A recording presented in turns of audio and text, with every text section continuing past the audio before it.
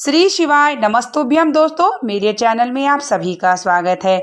आज मैं आप सभी को वीडियो में शेयर करूंगी कि 10 कार्य अगर आपके घर में होते हैं या आप करते हैं तो आपके घर से माता लक्ष्मी नाराज होकर के चली जाती हैं। 10 कार्य कौन से हैं, इस वीडियो में मैं यही जानकारी शेयर करूंगी। हो सकता है कि आप भी यह गलतियां करते हों और सबसे कहीं ना कहीं गलतियां ये हो जाती हैं और हमारे घर में लक्ष्मी जी टिकती नहीं है, लक्ष्मी जी नाराज हो जाती हैं। तो हम सभी बहुत ही परेशान हो जाते हैं कि कौन सा कार्य करें जिसे माता लक्ष्मी हमारे यहाँ टिकें। तो पहले 10 कार्य आप जान लीजिए कि कहीं आप भी ये गलतियां तो नहीं कर रहे हैं।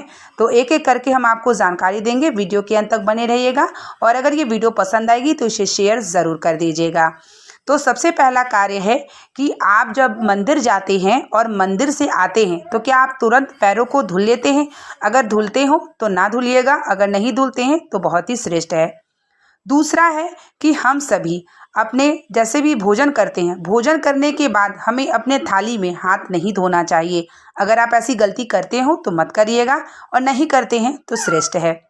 तीसरा है कि हम सभी को सोते समय अपना जो पैर होता है वह दक्षिण दिशा की तरफ नहीं रखना चाहिए। अगर आप रखते हैं तो मत रखिएगा, अगर नहीं रखते हैं तो श्रेष्ठ है। दक्षिण दिशा की तरफ हमें पैर करके बिल्कुल भी जो है नहीं सोना चाहिए।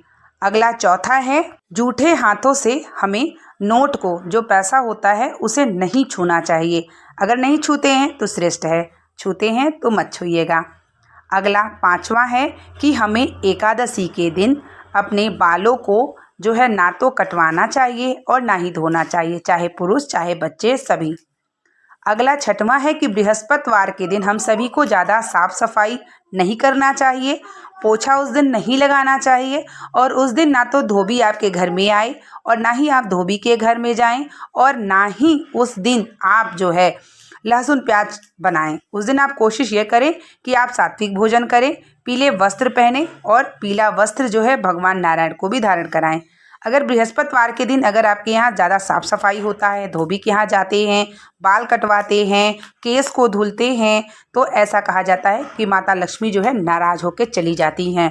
तो यह कार्य भी अगला मत करिएगा आप सभी।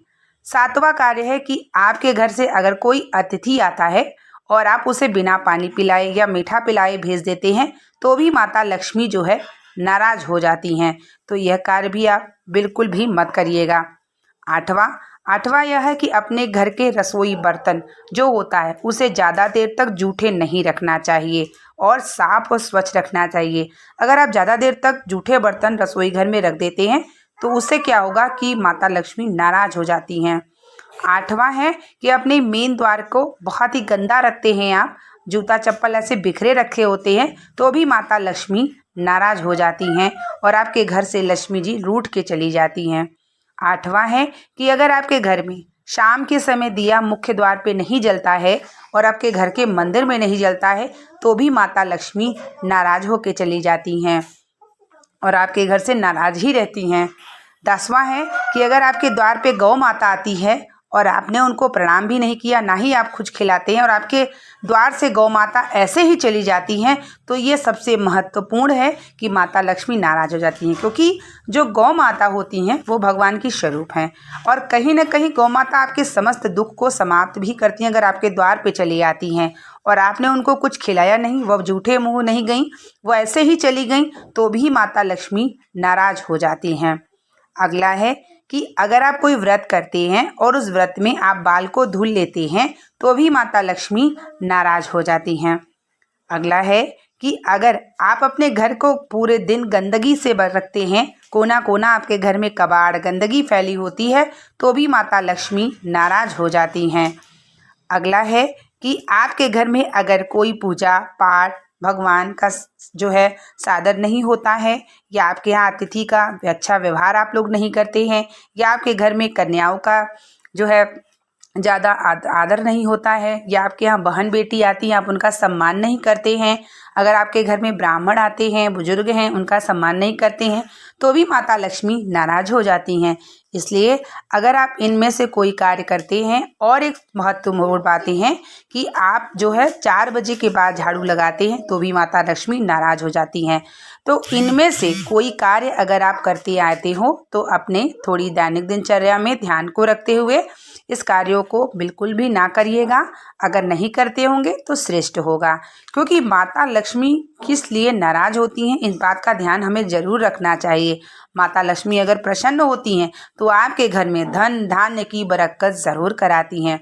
अगली वीडियो में आप लोगों को शेयर करूंगी कि माता लक्ष्मी 10 कार्यों से कैसे प्रसन्न होती हैं। अगर आप वो कर लेते हैं ना तो निश्चित ही माता लक्ष्मी आपके घर से छोड़ के कभी नहीं जाएंगी। वो महालक्ष्मी होती हैं जो घर से कभी नहीं जाती, यानी हमेशा आपके यहाँ धन धान्यता बनी रहती है। लेकिन लक्ष्मी जी होती हैं वो चंचल होती हैं, वो आती हैं और चली जाती हैं। तो अगर ये वीडियो पसंद आई होगी तो प्लीज़ इसे लाइक, शेयर, कमेंट ज़रूर कर दीजिएगा।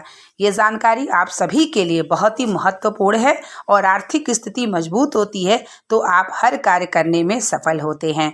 उम्मीद करेंगे कि वीडियो आपको पसंद आई होगी। अगर ये पसंद आई होगी तो प्लीज़ इसे कमेंट बॉक्स में जय माँ लक्ष्मी का नारा ज़रूर लगाइएगा।